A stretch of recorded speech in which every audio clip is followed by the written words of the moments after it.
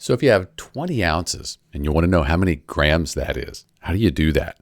Well, there's a few ways, but probably the easiest way is to think of it this way. 1 ounce is 28.35 grams. We call this a conversion factor.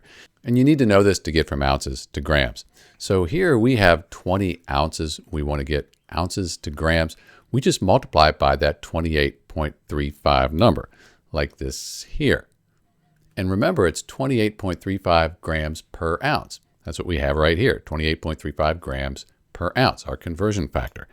And when we multiply, we have ounces on top and the bottom. They're gone. We're left with grams. That's what we're looking for.